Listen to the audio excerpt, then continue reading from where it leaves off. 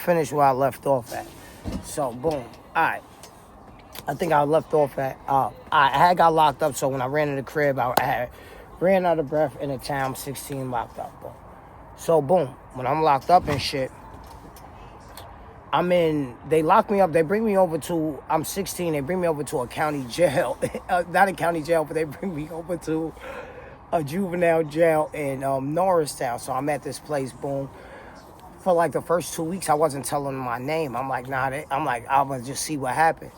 So fuck it, I just had told them my name. They looked me up. They was like, oh, that's how I even knew I was a runaway out of New York. Because in New York City at the time, like if your kid ran away or you, because when I left to go with my homeboy, man, when I was telling you when I went with my homeboy, that was the last time I seen my mom. I ain't seen my mom's like in 6 months. I be calling her, sending her money and shit. I was in PA getting money, so when I was down there, when I was locked up, I finally told them, I ain't gonna lie to you, I'll never forget this. I told them straight up, because my mom taught me a valuable lesson when I was young. She taught me to be accountable for the decisions I make. That's why I'm big on accountability till this day. So I'm telling them, I'm like, don't call my mom because she gonna be so mad at me that she gotta come to Pennsylvania. And she had to come down there. So my mom's, I'm locked up for like I'm literally locked up for like 2 months. My mom's finally come down there to go to court. She wasn't even coming to court for a nigga. She like, fuck that. So she finally come to court. These motherfuckers, I'll be honest with you, Pennsylvania was gonna release me. My mom's hit me with the touche, like, nah, keep him. And she did this to me before, and I knew that. That's why I kept telling them, don't call my moms. Because my mom's always taught me this one thing the first time I got locked up. She was like, yo, I can't save you. And once she taught me that, I knew that the decisions I made had to been calculated. So, boom, yep, I end up doing 2 years there. And I ain't gonna lie, and that was an experience when I was there because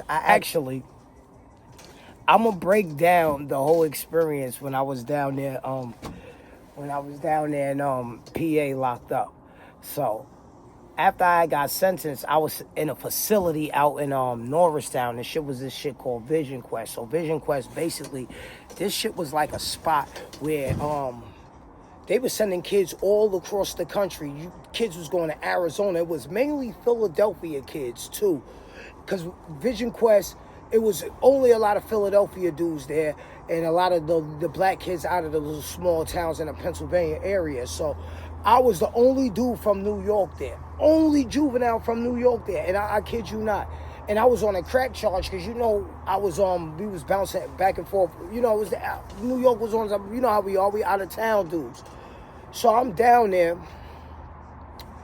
I end up, let me tell you this. I remember let me tell you how different their jail was. We was in this spot called Vision Quest in Norristown. I remember I had just got sentenced and we was about to I was waiting to get shipped. And I remember I was sleeping. It was a dude I was hanging out with earlier in the day. While we sleep, and it was an open dormitory, I'm asleep. Son grabbed me by the throat, like tried to choke me in my sleep. While we get up, we get to shake it. And we get to fight and everybody start waking up. Oh, what happened? Son was off his meds. I wowed on this nigga, man. I'll be honest with you, I wowed on this nigga. Till this day, that shit still, I'll be honest with you, that shit make me angry. But yeah, and then that shit was wild crazy. The same place, let me tell you, where we ate lunch at, that's where we played. After we ate lunch, that same place we ate lunch, this shit was crazy. After we ate lunch, they had the gymnasium was in the lunchroom, so they fed us, and then we can go play ball all in the same spot, like dead ass. That shit was wild crazy. Mind you, I sat down there for 2 years. 2 years. I learned a lot though. It taught me a lot. And I was down there battle rapping, going against the Philly niggas and shit. I ain't gonna lie to you, I learned a lot. I remember when I came home, I was down there with the Philly niggas, so I was like a Christian Muslim there. I came home with a fucking kufi on. Niggas was, oh man, that's just crazy. But yeah, so after I did that bid, I wound up coming back to New York. Excuse me, I wound up coming back to New York and shit. And I ain't gonna lie, the whole time I was locked up down there, one thing I can say at that time in my life, I still had so much, I still had a lot of, I still had a lot of that shit.